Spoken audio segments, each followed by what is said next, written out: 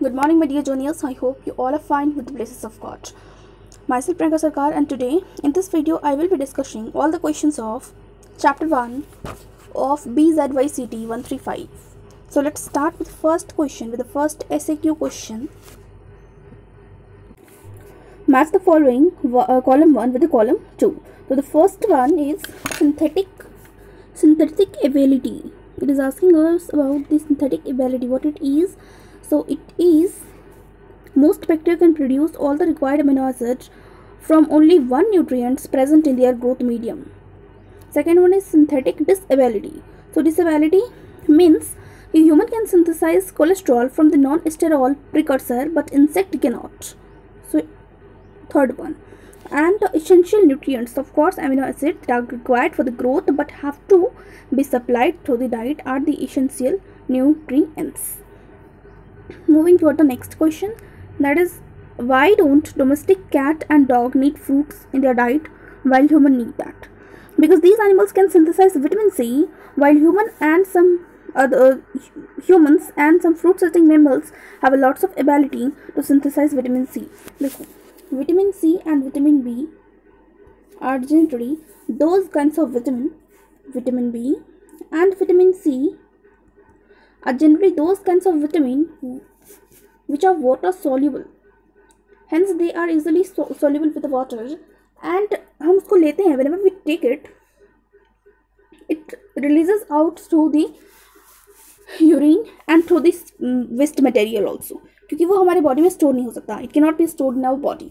So vitamin B, vitamin C are those vitamins, the vitamins which are water soluble, they cannot be stored in our body. ये हमारे body में store नहीं हो सकते, और क्योंकि ये हमारे बॉडी में स्टोर नहीं हो सकता, तो ये इसको आप खाने के साथ खाओगे and it will be released out from the body by the waste material, या आपके बॉडी में स्टोर नहीं होगा. सो हमें हमेशा इसको लेते रहना पड़ता है. सो दैट्स वाई हमारा बॉडी इसको सिंथेसाइज भी नहीं कर पा रहा है. सो हमें टाइम टू टाइम इसको लेते रहना पड़ता है. दैट इज वाई जो है animal synthesise, that is why we have to take it. And the domestic animals जो होते हैं, तो वो जो एनिमल्स हैं उनमें ये कैपेबिलिटी है कि सिंथेसाइज कर सके विटामिन सी को. इसके वजह से उन्हें ज़रूरत नहीं है कि वो इसको डाइट के थ्रू ले. Moving to the next question, SAQ2 question. The very first question is, what are the main advantages having a digestive tract with a mouth and an anus? So a digestive tract with a mouth and an anus means having complete digestive system. अगर किसी इंसान का digestive system में खाना जहाँ से जो खाना वो एंटर कर रहा है जहाँ से, दैट इज़ द माउथ, उसकी ओपनिंग, एंड जहाँ से आपको वेस्ट मटेरियल रिलीज हो रहा है उसकी ओपनिंग अलग अलग हो, उसको हम बोलते हैं कंप्लीट डाइजेस्टिव सिस्टम. वो कंप्लीट डाइजेस्टिव सिस्टम कहलाएगा.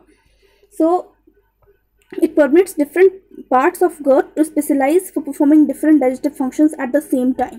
So वही बोल रहा है कि क्या एडवांटेजेस हो सकते हैं. तो एडवांटेजेस होगा कि ये परमिट करेगा कि different parts of the gut जो है स्पेशलाइज्ड होकर के अपना अलग अलग परफॉर्म डाइजेस्टिव जो फंक्शन है उसको परफॉर्म करें eight the same time.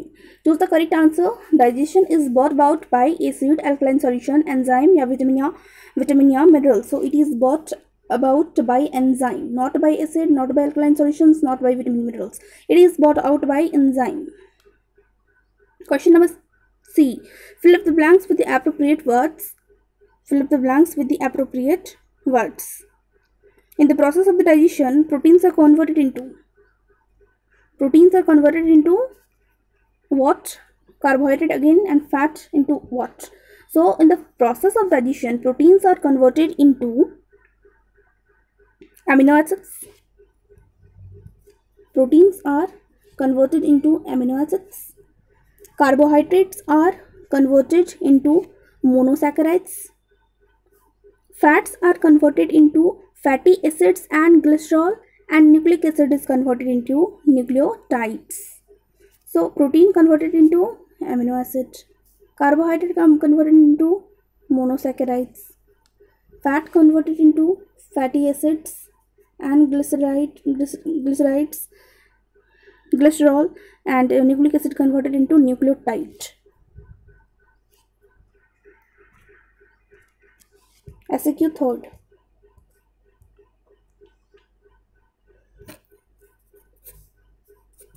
SAQ third. First question. Enzyme lipase digest the lipid while trypsin digests the protein. So both of these digestive processes occur inside the cell. Add a water molecule to break the bond. Required zinc to activate the enzyme or consume ATP. So option number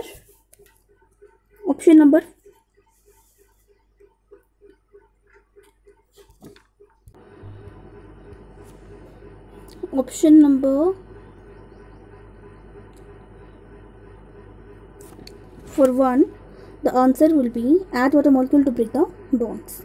What role do bile act and salt plays in digestion of complex fat? So what it will do, it will emulsify the large fat droplets. Third one, carbohydrates are digested by what? The carbohydrates are digested. They are digested by salivary and pancreatic amylase. Question number B. Question number B is, which of the following is not correctly paired?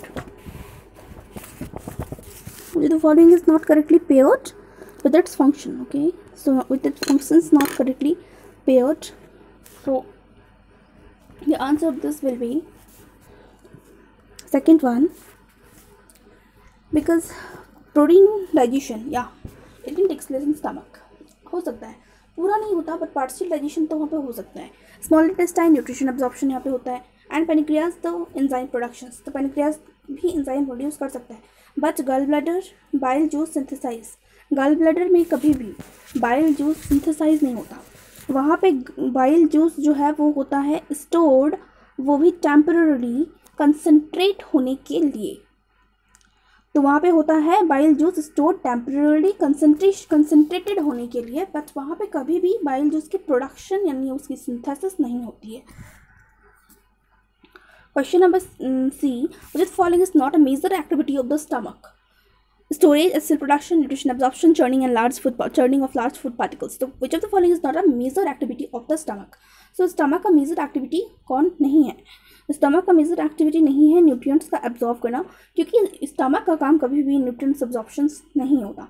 Stomach का जो function है, जो काम है, वो है storage, acid production, churning of large food particles into the smaller one. Okay, so we'll move to the question number 4. The question number 4 is saying us fill in the blanks.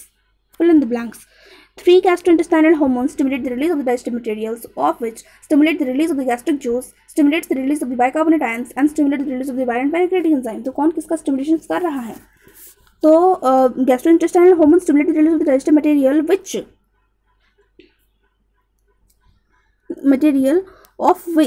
किसका? Here gastrin stimulate, जिसके वजह से फिर stimulate किसका होगा? Gastric juice का. And then उसके बाद में गैस्ट्रिक जूस के बाद में स्टिमुलेट कर रहा है the release of bicarbonate ions, secretin जो है वो स्टिमुलेट करता है release of the bicarbonate ion.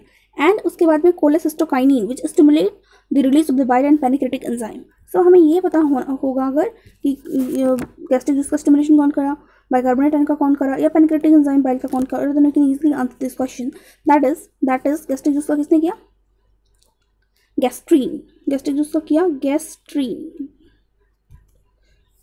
Bicarbonate ions का किसने किया? Secretin. And pancreatic enzymes in bile का किसने किया?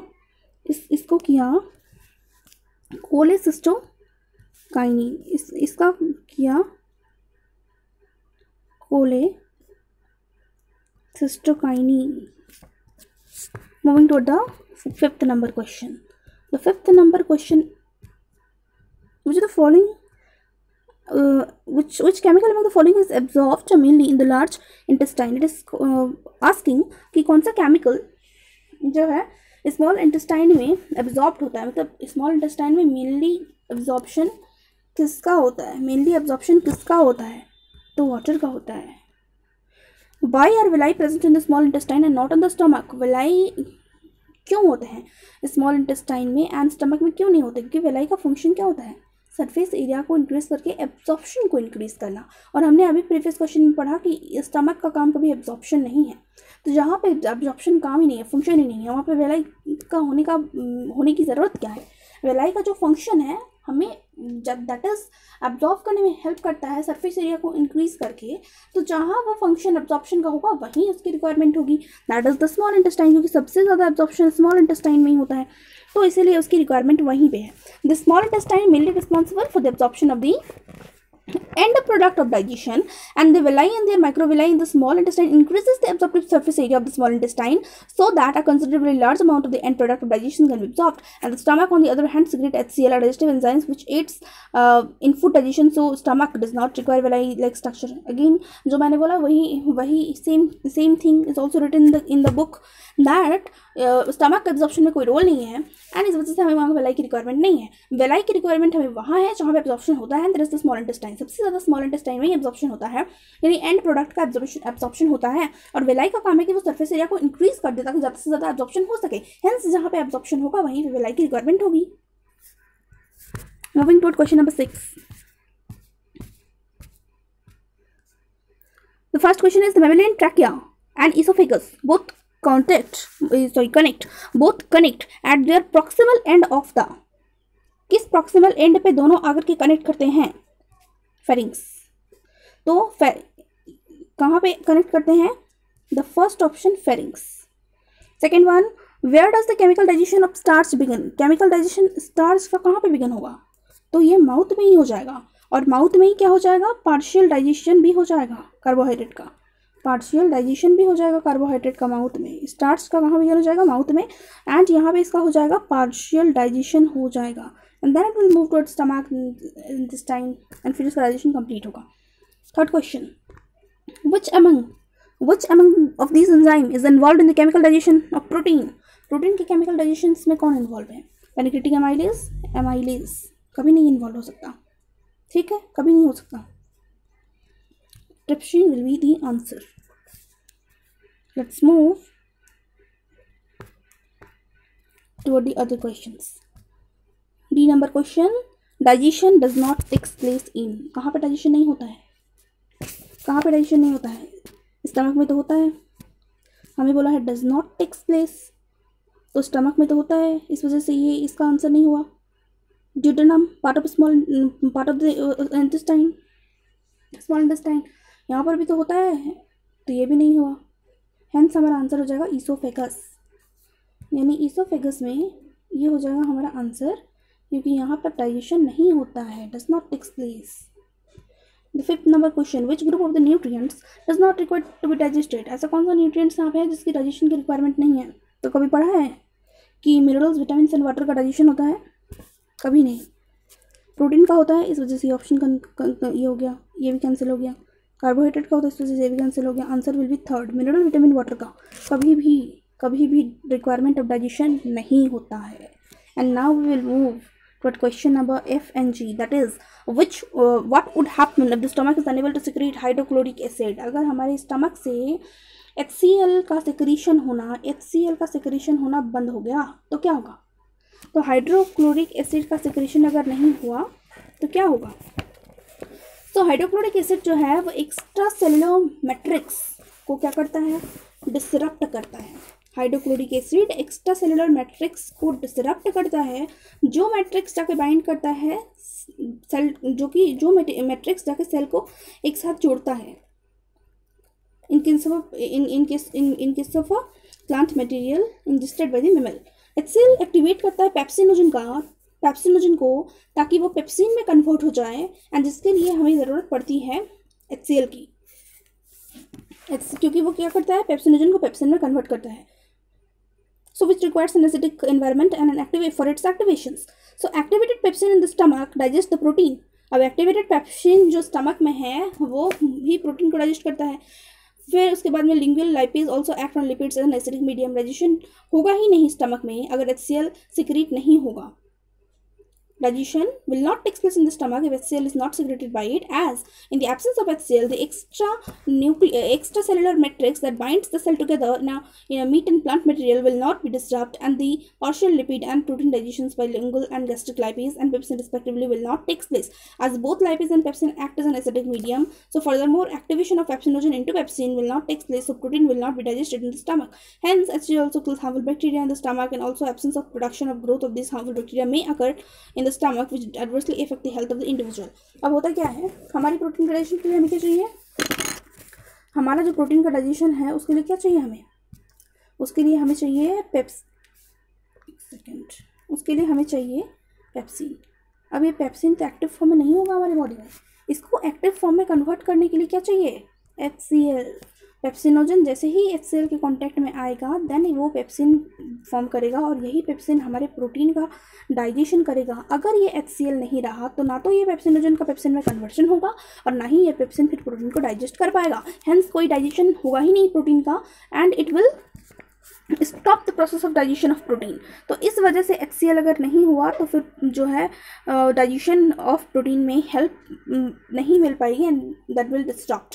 Eight the same time HCl जो है बहुत सारे हार्मफुल बैक्टीरिया को भी किल करता है स्टमक में, एंड अगर वो नहीं रहा, if it will B absent, तो वो हार्मफुल बैक्टीरिया जो है वो किल नहीं हो पाएगा, उसकी एक्सेसिव ग्रोथ हो जाएगी, एंड डेफिनेटली फिर वो एडवर्सली ह्यूमन की हेल्थ को अफेक्ट करेगा. Now the last question, last SAQ question is, why is bile juice important in digestion? Bile juice digestion में important क्यों है?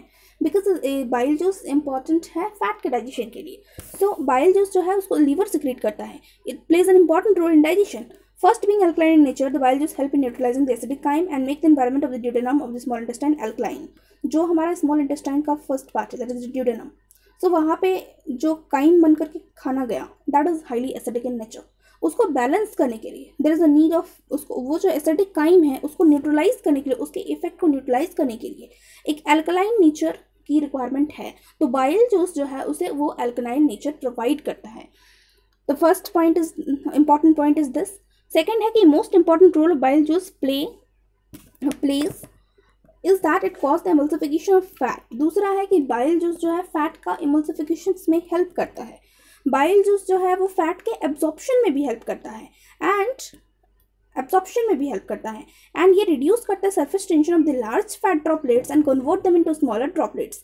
Lipase which act on these smaller fat droplets activated by bile salt. अब जो lipase इस smaller droplets पे act करेगा, which will act on the smaller droplets, so वो जो है वो बाइल जूस ही एक्टिवेट करता है. तो कितने सारे फंक्शंस हो गए. सबसे पहला कि जो काइम आता है ड्यूडेनम में एसिडिक इन नेचर होता है, उसको न्यूट्रलाइज करने के लिए एक अल्कलाइन मीडियम की रिक्वायरमेंट है. जो मीडियम हमें कौन प्रोवाइड करेगा, बाइल जूस प्रोवाइड करेगा. सेकंड थिंग कि बाइल जूस जो है फैट के एमल्सिफिकेशन के लिए और फैट के एब्जॉर्प्शन के लिए रिक्वायर्ड है. थर्ड पॉइंट क्या है, थर्ड पॉइंट है कि वो रिड्यूस करता है सरफेस टेंशन को रिड्यूस करता है ताकि जो लार्जर फैट ड्रॉपलेट्स है वो स्मॉलर ड्रॉपलेट्स के फॉर्म में कन्वर्ट हो जाए. And the fourth one is कि ये स्मॉलर ड्रॉपलेट्स पे एक्ट करता है, सो दैट जो स्मॉलर लाइपेज स्मॉलर ड्रॉपलेट्स पे एक्ट करता है, वो लाइपेज की एक्टिवेशन बाइल की वजह से होता है, बाइल सॉल्ट की वजह से होता है. और सपोज उसकी अगर एक्टिवेशन ही नहीं होता तो फिर वो कन्वर्ट कैसे कर, तो फिर एक्ट कैसे करता है स्मॉल फैट ड्रॉपलेट्स पे. So these all are the important functions of a bile juice which is produced which is secreted by liver. Now we will move toward the 7th number SQ question. A person who is on diet and does not consume any fat but only rice and sweet still keeps gain weight. मतलब कोई इंसान है, मतलब कोई person है, और वो जो पर्सन है वो बोल रहा है कि डाइट में फैट कंज्यूम ही कर रहा है, लेकिन वो कार्बोहाइड्रेट और स्वीट ले रहा है, मतलब राइस ले रहा है एंड स्वीट ले रहा है, तो उसकी जो वेट है वो कंटिन्यूसली बढ़ती चली जा रही है.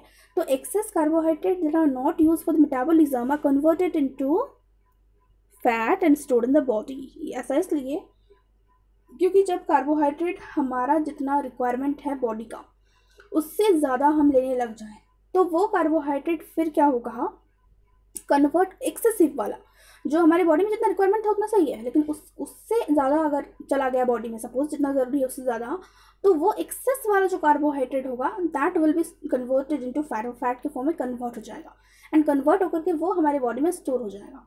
So this increases the body weight, and जिसकी वजह से ये बॉडी के वेट को इंक्रीज करता है।